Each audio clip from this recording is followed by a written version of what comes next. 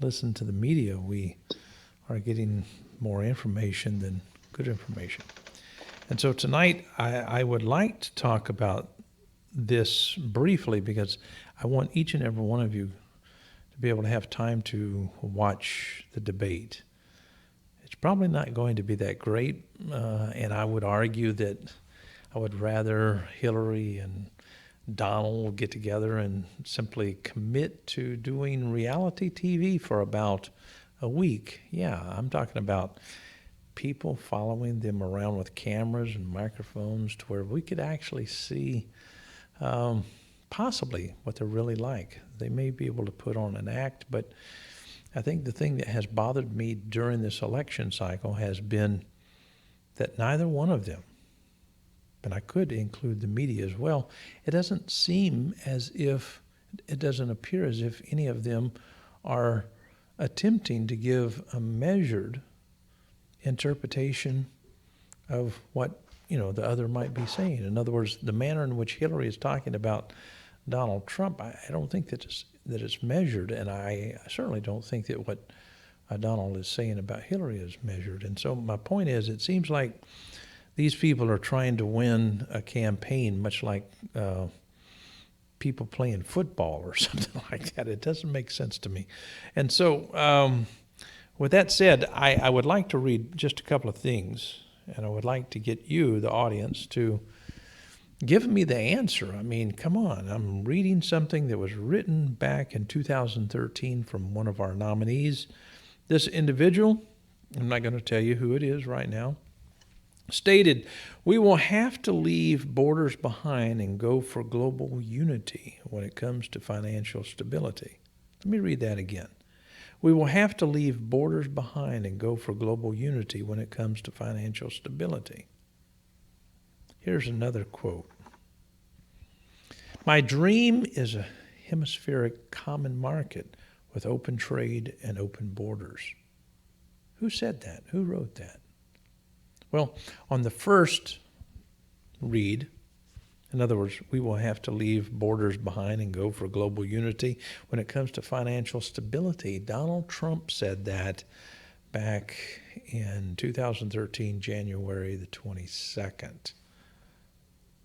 Hillary is the one who said, "My dream is a hemispheric common market with open trade and open borders." And so the question tonight is, are these individuals who are running for, let's say, president today, are they giving us spin? Are they giving us something honest?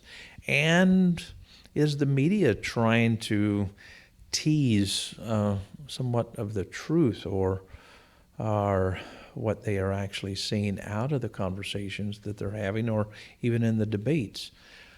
I don't think so. I think this is much like the church. It's deceptive. It's simply, lots and lots of doctrine and dogma and telling people what they want to hear. And so those are my thoughts. But we're not going to have a long show because we're going to be entertained in less than 1 hour. And so hopefully you will tune in to the wrestling match. And we're talking about world wrestling here. We're not talking about anything where we have a true winner. Wow, this is disturbing. Bob, what say you? Well, good evening. Yeah, those quotes are in some ways interesting, and in other ways not interesting at all. And by that I mean, uh, I could see how someone could say them and mean almost anything by them. They're not clear to me just what is indicated. Whether we're talking about open borders, but um, and in some ways, I think that language be made to sound good, but I don't know that it would necessarily be that good. I mean, for example, I certainly believe that we need to be involved in trade with other countries, but I'm not so sure that the trade agreements that we've had have really been good for our countries. In fact, the NAFTA, not in the United States, it also hurt Mexico. It hurt the Mexican farmers. Hurt, you know, it did help people who have global distribution networks and things that are invested in around multinational organizations, but it really didn't help the people. And I think it really some of these trade agreements are really agreements that countries are supposedly making between themselves, but they're really not for the countries. They're for the companies that will benefit, and the companies aren't even signing the trade agreements. So it's like, um, yeah. So it, it strikes me as being foolishness and maybe shenanigans. So, but anyway, um, that's just my own take on it. There are a lot of people who seem to want to believe that the current trade agreements we're looking at are good, and a lot of people seem to want to believe that they're very, very bad. I've read the TPP. It's up online. It's available to be read there, and I've read it. Some of the provisions of it strike me as being pretty good, but some of the provisions strike me as being extremely dangerous. I don't get it, and so it's a mixed bag. Oh, But I'm looking forward to tonight's. Looking forward to see just what happens. Uh, only because I, I mean I can't imagine it so far. I think it's been somewhat disgraceful, but and more of a fist fight than a debate. do you think that the media is trying to tease out what Donald Trump is attempting to say? He uses half sentences, lots and lots of metaphor. He reminds me of a writer, one of these mystery writers who leaves things in ambiguity intentionally simply because, people will say, oh, this is what he's saying. Oh, no, no, no, no. That's what he's saying. People can tease out or they can understand it in various ways and all be right in a sense. And so people in the media, are they giving Donald Trump enough uh, slack or enough room to be understood? Why can't they say, this guy is not using a determinate nomenclature? Typically, when people run for president, they want to stick with this determinate nomenclature that all of these lawyers use. And please understand that that's basically what we have in politics. And some people feel like, that's basically all we need is just a bunch of lawyers, and maybe a Chris Rock wouldn't be good for president. See, I would disagree there because I think that Chris Rock and a lot of other people have a lot of good things, nurturing things that could be added to this country. But if they ran for president, I don't think that they would choose to use the determinate nomenclature of either party. And I don't know that people are not trying to say, I'm a Well, journalist and I'm can very, very I? proud Yeah. because I know both narratives, that is, of both of the parties. And people are trying to force that upon people who think differently. And they can't really understand someone who's being a bit multi-axial, if you will. Well, when you talk about political parties and determinate language, it's almost an oxymoron because I think that political parties use as indeterminate language as much as possible. True. They use buzzwords. I mean, for example, look at the phrase family values. Oh my goodness, don't we all just love family values?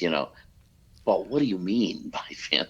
They use the buzzwords that they use to identify what they think are the qualities they're putting forth, but they don't always demonstrate that those qualities are what are actually put forth by the ideas that they associate them with. So I think that newspeak might be more the way to describe their language than just a failure to get into the determinate language. There is no determinate language. In fact, it's as fuzzy as can be and as buzzword as possible.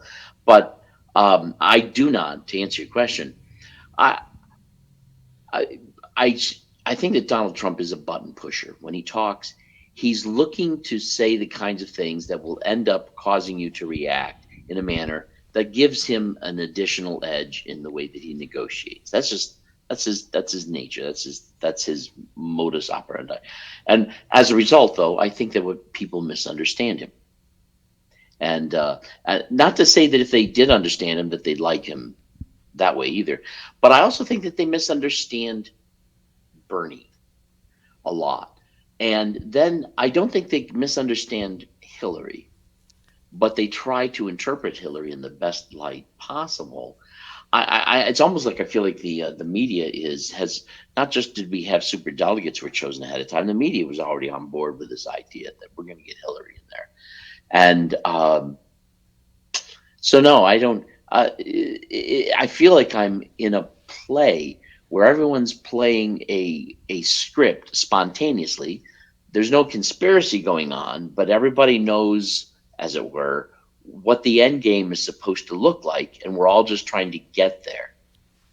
And we do it by feigning uh, a conversation that's supposed to somehow volley this ball of conversation back and forth until it ends up, well, just exactly where we had wanted it to in the end, and without really having been genuine in the conversation at all. So, no, I have to say that this particular election cycle, I have not appreciated the mainstream media east. Some of the non-mainstream media has been also a bit extreme, but I do think that I'm getting at least better stories, even if from one side or the other, from some of the non-mainstream media. But the mainstream media strikes me during this thing, whether we're talking about Donald Trump or whether we're talking about Hillary Clinton, it strikes me as being a gloss over of just what's going on, and entertaining. You know, one of the things that I loved about Bernie Sanders was his approach when he spoke at Liberty University. I mean, this guy was not just one who said, you know, I have the freedom to say this and that, but he was extremely considerate, that is, of the people there. You know, he would say things like, you may not agree with me, but think about this. I love that approach. And when I was talking about determinate language or determinate nomenclature, what I mean is that when, like Rubio, he would get into it with other people on stage during the primaries, and they were talking about, you know, substance in some of the policies, substance in this and that. And that was very much a determinate nomenclature that, in a sense, left out people who are not familiar with that kind of language. And I felt sorry for people who couldn't wrap their mind around it. And in a sense, I would like to see politicians who are a little bit more inclusive. In other words, you know, we've been talking about this in the Senate for a long, long time. And by the way, we'd like to hear from, you know, Ben Carson. Now, I'm not a big fan of Ben Carson, but he's a very smart, intelligent guy. I mean, he has a background in something that I really admire. I'm just saying that there are more intelligent people in America than just people in law. And I think that Yeah. we need individuals in various positions in government that come from different backgrounds. In other words, we need farmers, we need postmen, we need, let's say, developers, we need physicians, we need people from all walks of life. And when it becomes the Senate is simply made up of a bunch of lawyers, I'm not so sure that the American people are going to be benefited the most. And so I look at this and I think about it in this context.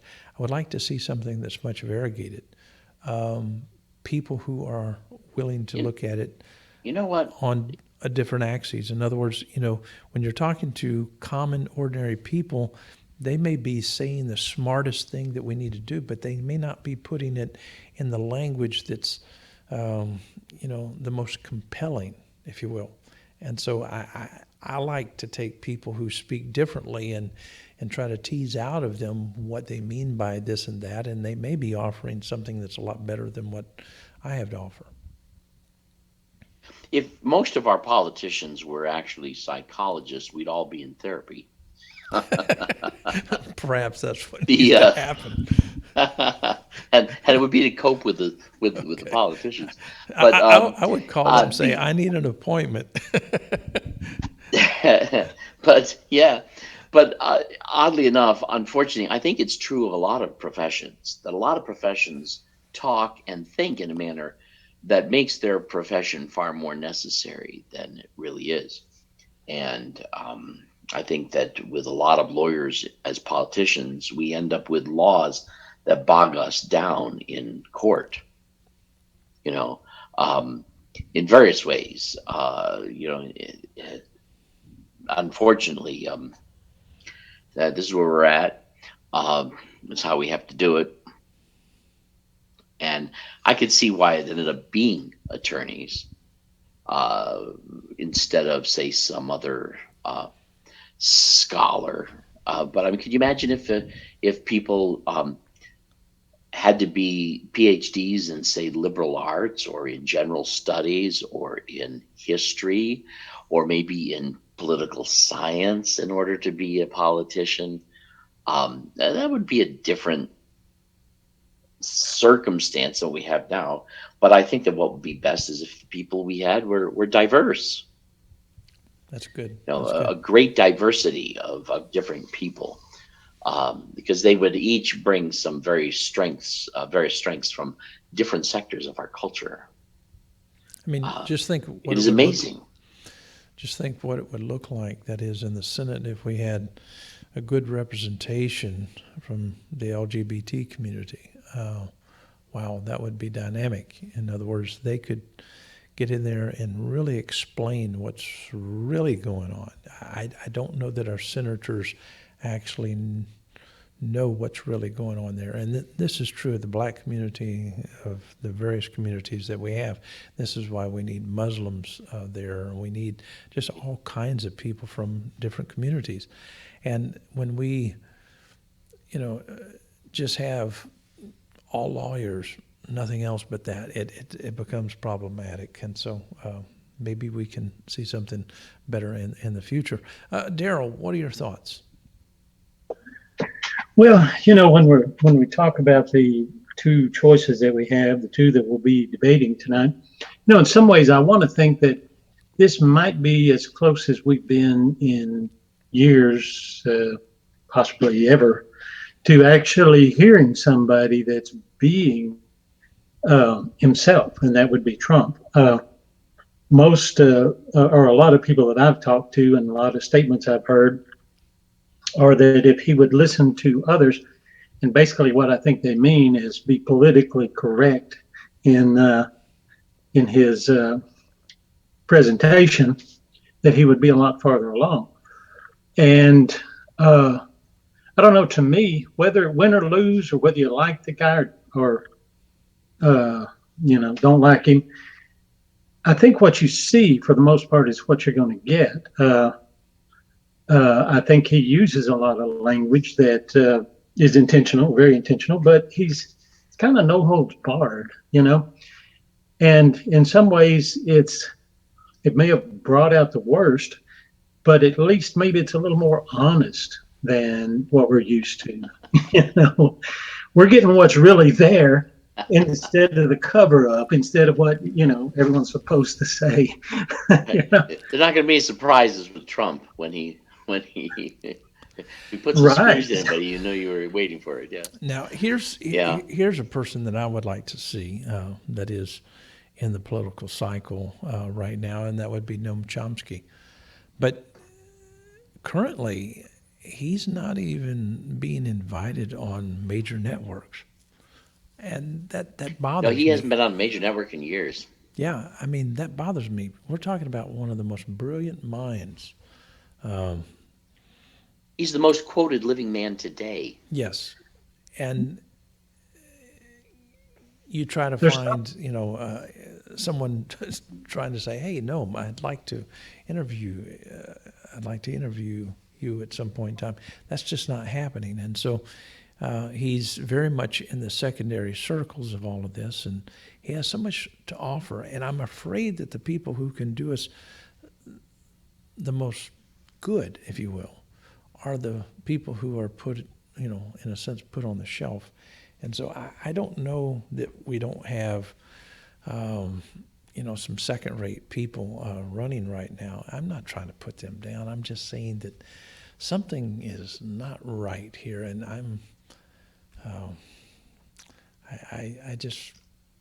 I think that we can do better as Americans. I think that we can do better as human beings on the planet. My goodness, I would love to see world peace, but we're not going to have world peace if we keep going about things like we're doing things here in America. And so I'm hoping that our friends, people who really like the show, would reach out to us, give us Can some I say something ideas. about that? Yeah, Yeah. a lot. I talked to some people about my desires for how we need to handle world affairs. A lot of people think that I'm living in a fantasy. That because I believe that peace is possible, and I believe that the things we're doing don't make for peace. In fact, are not even intended to make for peace. And I get a lot of people who want to tell me that I'm living in a fantasy of thinking that such a peaceful world is even possible. But when you look at the way these people are behaving, you can't tell that's people behaving at their best. And you can't you can't tell me that people behaving a little bit better might be able to create a little bit more peace. Um, and I think that even those though who do behave well sometimes are still given to a narrative and what strikes me as being um, well, I was going to say a hidden agenda, but I don't know that that is that. Something I've noticed about almost every single president that has come to power, not having been in the party that was in power. And, I've observed this several times. I think the first time I paid attention to it was with Jimmy Carter. And what I noticed was that they win the election and then they go through debriefing. The person who wins the election prior to taking the oath of office in January goes through a series of briefings where they are brought up to speed on certain things that are really going on. And as soon as they end up in office, they start changing their tune about what they're going to be doing, which makes me feel like those briefings are telling these people who are now getting into office things the rest of us don't know, a story and a narrative the rest of us never hear them even talk about. And that I feel that we're watching the outside of a facade, and that deep inside of Washington, different story going on. They know it, we don't, and we're not going to be told what it is. There's just that general feeling that that's what's going on. And sometimes I wonder if the president of the United States is a person who finds themselves in a situation where they'd better do their best that they can from inside the narrative they're being told is the narrative. Whether or not that narrative is even a real one or a true one or just the narrative of the people who are not in office but certainly in power, I don't know. But I mean, I just noticed that, and that's something that I find bothersome. It's a good point. Um, I wanted to make this show brief, and so you were going to state this and that concerning lying. Lying. Can you put that on the table real quick? Originally we were talking about discussing lying, and I was thinking of it even in terms of the political scene. But the truth is, the truth. Talking about lying, I think that there's a lot of lying going on. But at the same time, I think that we as people are afraid of the truth, and that people who lie to us are sometimes being kind. or maybe I should put it, they're being nice. They're telling us the kinds of things that we would like to hear, because we don't want to really hear the truth. Thank you. And we uh,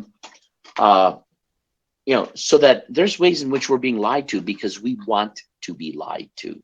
You know, we want the white lies, we want the facades, we want the inconvenient facts to be ignored and the selected facts to be championed. You know, we also love the what I would call the deflecting lies. That is, where people admit to certain faults, but they admit to those faults that we can think of them as humble, but they're not really admitting their real faults. They're just admitting the acceptable faults or the kind of faults that can touch us.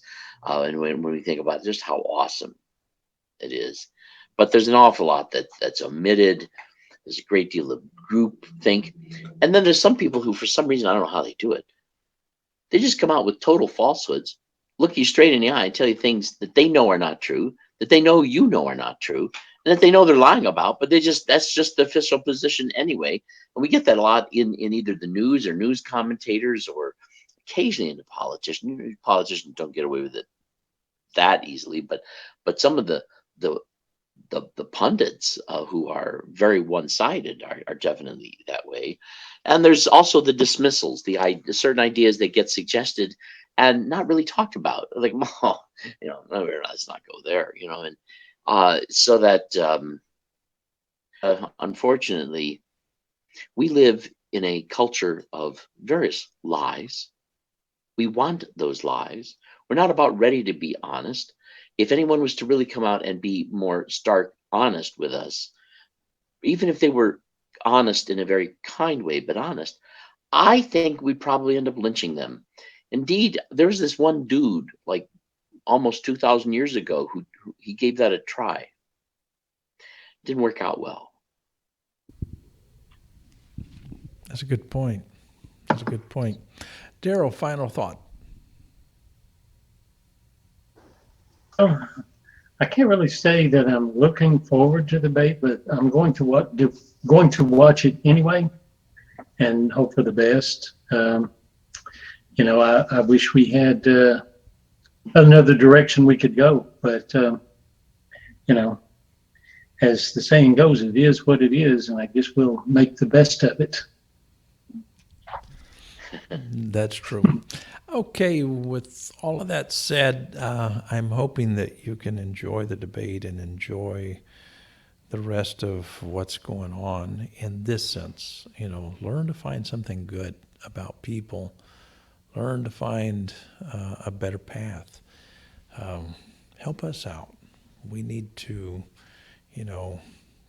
get closer as human beings. We need to try as hard to understand people as we try to misunderstand each other. And so I'm hoping that we can build a better future by being patient, kind, mindful, and attempting to do things in a manner that would give various thoughts a chance, not just one. So I'm all about being committed to a process, not a conclusion. I'm all about trying to take a multi-axial approach. I would like to see that in politics, not just on this show or just in certain areas of life. And so with that said, we're out of here. You guys have a wonderful evening. Bye-bye.